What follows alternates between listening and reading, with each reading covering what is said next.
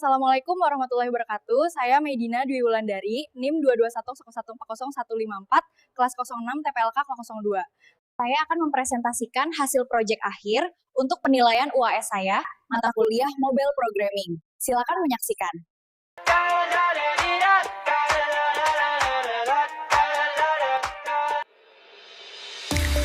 Ini adalah aplikasi proyek mobile saya yang saya kembangkan untuk memenuhi proyek akhir saya untuk penilaian ujian akhir semester mata kuliah Mobile Programming. Aplikasi ini saya beri nama Smart Ability, yaitu asisten aktivitas harian rumah disabilitas.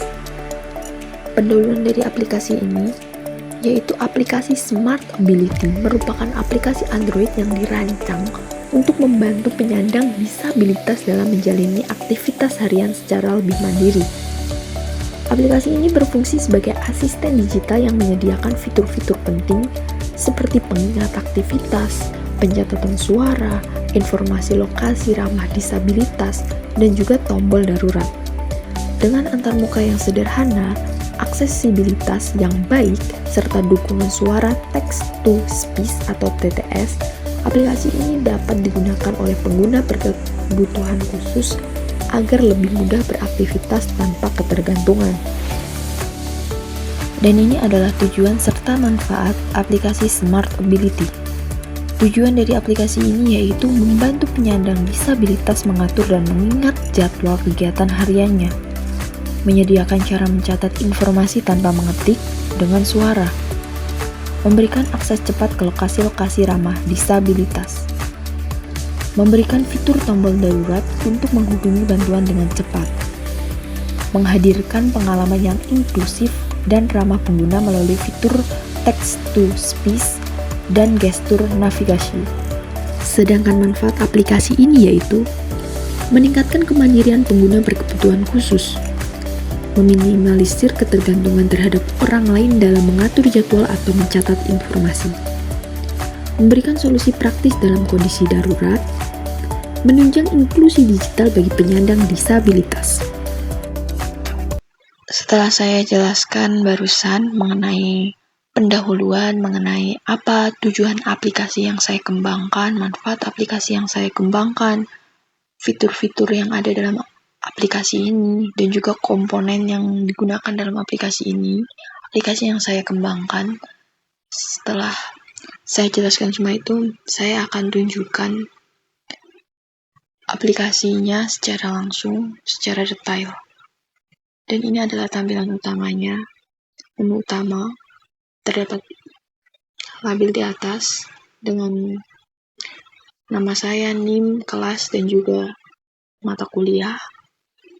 Dan dengan judul aplikasi saya Smart Ability, ini adalah asisten aktivitas harian ramah disabilitas. Di sini saya mempunyai 5 fitur. Ada jadwal, catatan, pengingat, lokasi ramah difabel, dan juga tombol darurat. Mari kita lihat satu persatu. Untuk yang pertama adalah jadwal saya. Anda berada di halaman jadwal. Geser layar untuk melihat jadwal Anda. Bisa kita lihat di sini ada 2 jadwal. Ini adalah jadwal yang sebelumnya telah saya buat.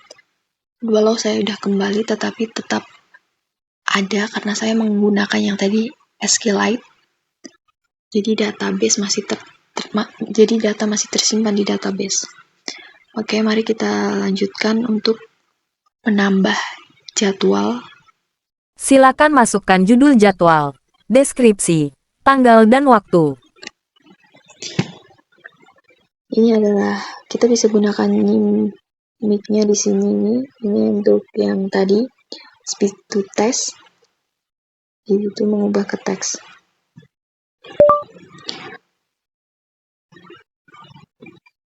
Jalan pagi. Anda mengucapkan jalan pagi. Saya akan pergi jalan-jalan pagi keliling Jakarta. Anda mengucapkan saya akan pergi jalan-jalan pagi keliling Jakarta. Dan ini juga bisa ketik manual di sini. Kalian bisa. Dan untuk waktu kita bisa klik sini. 23 misal 19. Kita simpan. Jadwal tersimpan. Judul, Jalan Pagi. Deskripsi, saya akan pergi jalan-jalan pagi keliling Jakarta. Waktu, tanggal 2 Juli tahun 2025 pukul 23.19. Jadi setiap kali saya Jadwal, membuat jalan pagi.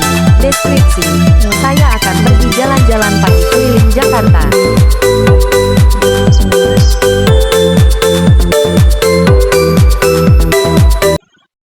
Bisa kita lihat tadi. Oke. Setiap kita menambah jadwal baru, maka otomatis akan dibacakan judul, deskripsi, tanggal, dan juga waktunya. Dan setelah itu ketika jamnya udah tepat pada pukul itu hari itu, maka akan ada bunyi alarm dan juga ada notifikasi di atas. Dan juga ada penyebutannya. Jadi kayak tadi ada alarm bunyi bersamaan dengan jalan pagi, jadwal jalan pagi, saya akan pergi jalan-jalan ke Jakarta pukul ini. Tadi seperti yang diucapkan tadi. Oke, selanjutnya catatan suara. Anda berada di halaman catatan. Tekan tambah untuk membuat catatan baru. Nah, di catatan ini tuh kita bisa cerita pengalaman kita atau apa yang kita lewati. Kita juga bisa mendengarkannya kapan saja. Jadi misalnya kita ambil contoh langsung di sini. Kita tambahkan dulu ceritanya, kita bisa isi dengan suara. Kota tua. Untuk isinya, kita ceritakan saja pengalaman atau yang kita lalui. Akhir pekan lalu saya pergi ke Kota Tua Jakarta. Saya jalan-jalan bersama keluarga dan juga teman-teman saya. Saya mendengar banyak keramaian, banyak juga tertawa, banyak juga bersenang-senang, anak kecil hingga dewasa. Setelah itu kita simpan. Catatan berhasil disimpan. Jadi kalau kita ingin dengarkan bisa, misal kita klik ini. Kota Tua. Akhir pekan lalu saya pergi ke Kota Tua Jakarta. Saya jalan-jalan bersama keluarga dan juga teman-teman saya. Saya mendengar banyak keramaian, banyak juga tertawa, banyak juga bersenang-senang, anak kecil hingga dewasa. Jadi tuh bisa kita dengarkan lagi cerita-cerita kita. Kita cerita menggunakan suara, kita juga bisa dengarkan lewat suara. Ini sangat cocok untuk mungkin penyandang disabilitas. Kita dengarkan yang atas juga bisa. Jalan-jalan. Akhir pekan ini saya pergi jalan-jalan keliling Jakarta. Ini sangat menyenangkan.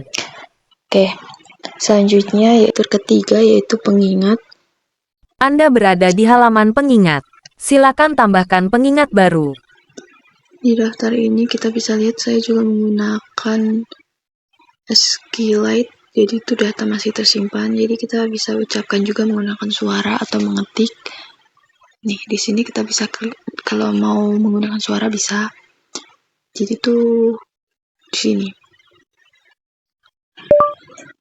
Minum obat jam 23.29. Pengingat ditambahkan. Judul minum obat. Pukul 23:29. Kalau kita menggunakan suara, jadi otomatis tersimpan, jadi nggak perlu klik simpan. Jadi langsung batal aja. Itu udah ada di sini. Ini karena tadi itu saya klik kepencet simpan, jadinya 2 kali. Ini yang ketiga kali tadi barusan, yang otomatis juga. Harusnya saya gunakan judul yang lain, tapi ya udahlah, terlanjur. Maka kita akan tunggu 23.29. Pengingat, minum obat.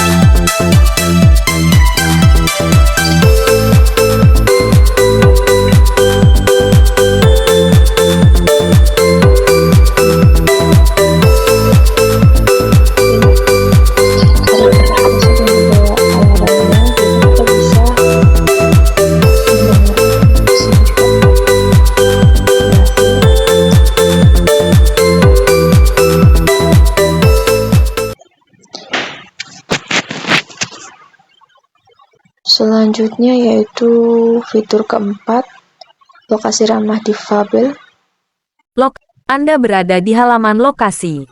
Geser layar untuk melihat daftar lokasi ramah difabel. Ini adalah contoh. Ini karena fitur yang penambah lokasi baru belum tersedia, jadi suaranya akan sulit. Tombol tambah ditekan. Fitur ini akan segera tersedia. Jadi itu kayak daftar lokasi, misal kita mau kemana. Untuk yang suara ini untuk mencari, jadi kita bisa klik misal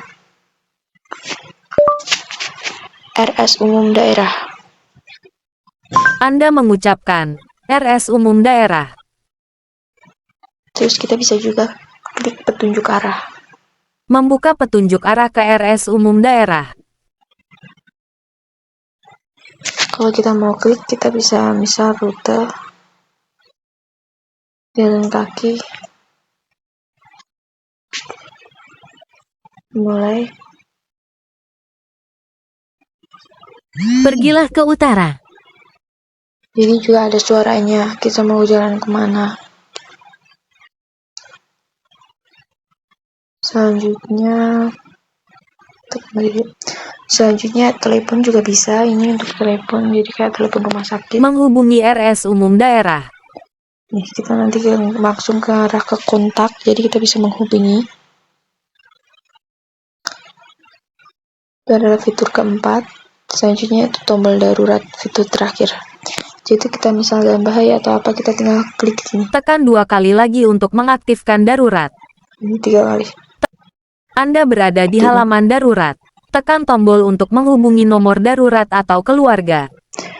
Jadi kalau untuk tombol darurat, Menghubungi nomor darurat. kita bisa telepon langsung, klik ini di sini. Dan untuk nomor keluarga kita juga bisa hubungin. Menghubungi nomor keluarga. Langsung telepon saja. Jadi ini untuk panggilan darurat, mungkin dalam masalah atau apa. Sekian yang dapat saya sampaikan mengenai aplikasi yang saya kembangkan, Smart Ability. Kurang lebihnya saya mohon maaf. Wassalamualaikum warahmatullahi wabarakatuh.